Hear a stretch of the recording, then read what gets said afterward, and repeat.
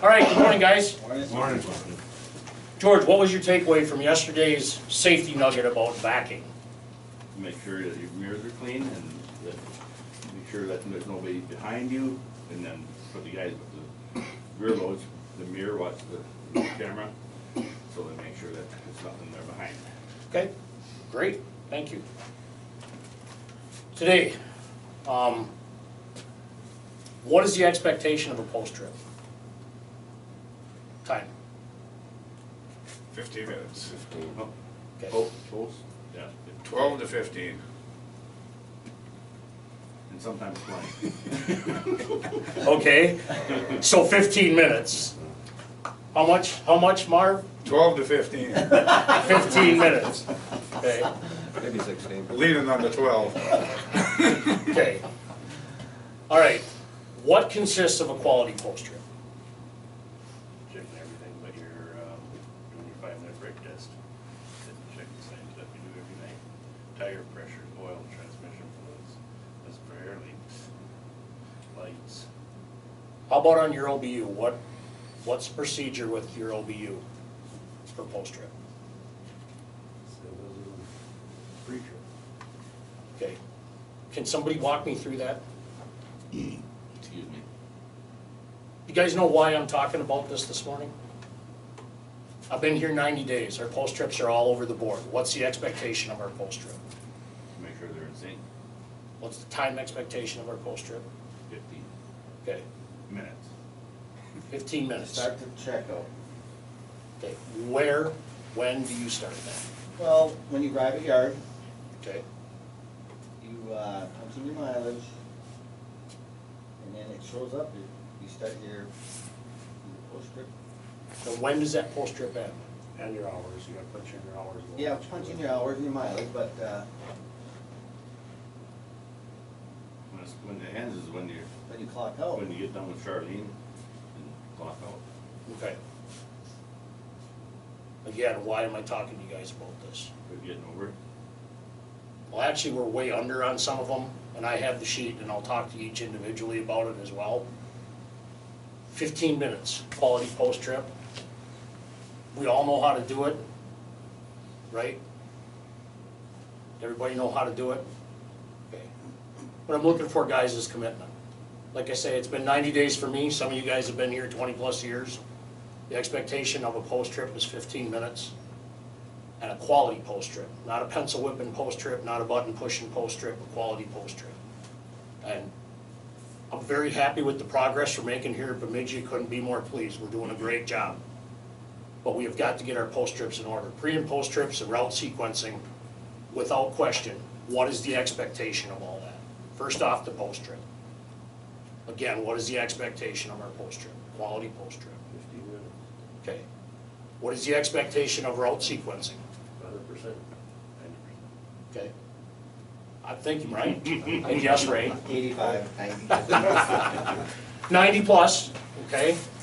The reason I'm going over it again is because I don't mind reviewing, but we have to get to where we're consistent every day, guys, and we're accountable for this. So you're shooting for 100%, you have 3 on-calls during the day that they put on top of your out day, so those go against you then, right? If you No. call and use the proper No, procedure. not if they're a call-in.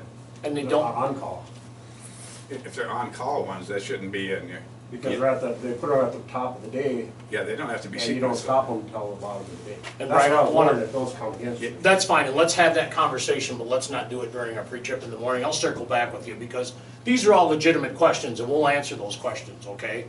And I can appreciate them, but during this time in launch in the morning, we need to discuss what we're, stay on our topic, so. And I know that I'm going with 3 different things, the post, the sequence, and the pre. And, you know, I'm not gonna get a good reception for doing that, but I feel it needs to be talked about, and I'm gonna talk about it, so. I'm not here to preach, I'm not here to tell, we're here to learn, we're here to advance, and we're here for forward progress, right? We're here to have a better quality of life because of our jobs, okay? So, again, sequence compliance, 90% or better, okay?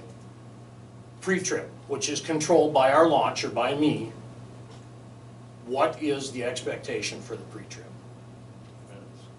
Okay. Again, just to share with you guys, and I've got it down on paper here, We're all over the board on our pre-trips. Now, it's controlled by me. So why are we all over the board on our pre-trips? Is it when we're punching our tablets? How come that's happening, guys? Help me out with that. Some of us are probably getting our trucks earlier than the rest of them and I should start. Okay? We should By start, about how much? What do you mean by all over the board? All over the board, somewhere between 8 minutes and 21 minutes. What? So yours was 8 minutes yesterday, Ray, and I'm not here to point fingers, okay? But And yours I- was 8 minutes, and I and then probably- yours was 21 minutes. again, the process should be, when we get out to our trucks, we should hit our start. And we should start our process. And then when you tell us to head out, we should be hitting the yard. Okay. When the door opens. Thank you, and everybody knows that, and I'm not telling you that times we don't have data blowouts, because we do, but I can decipher that, I can figure that out, and with the help of the other guys on the huddle call in the morning, the other managers and stuff, we can figure that kind of stuff out. These aren't data blows, though, these are simply how we're punching our tablets, for the most part, okay? Again, I'm not pointing fingers, but we have got to get compliant on our pre and post trips and route sequencing. I don't mind having discussions with you guys about it when we're not doing launch, but we should be compliant at a bare minimum of those things. We should be punching in on time in the morning, should be fit for duty, we should be doing those things.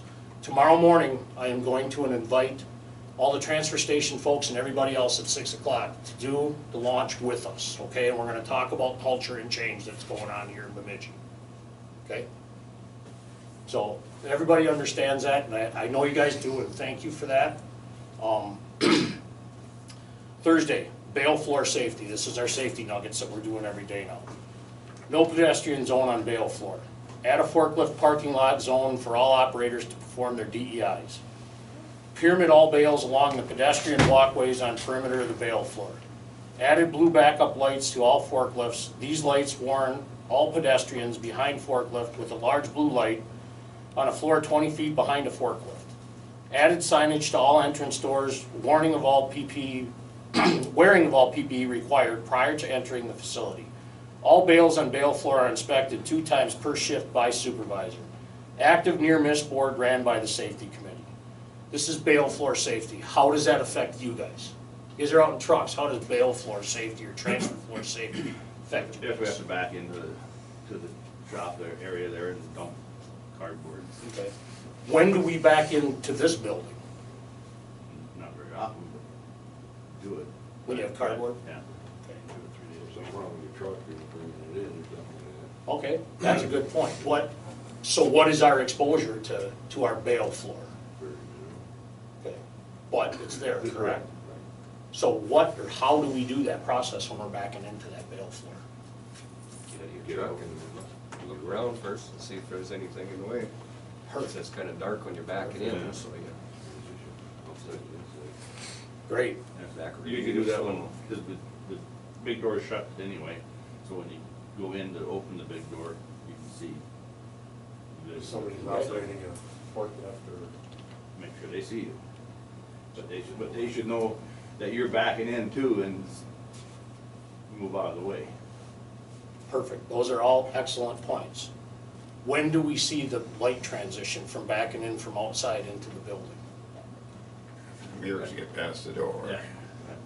Perfect, great, great. That's exactly when we see it, so. With the backup camera, you can kind of see a little bit better. Okay, another safety tool, right? Yeah. That's a great point as well. What's your takeaway from this morning, Paul, on the baling floor topic? Watch for people who are out there, forklift especially. Communication.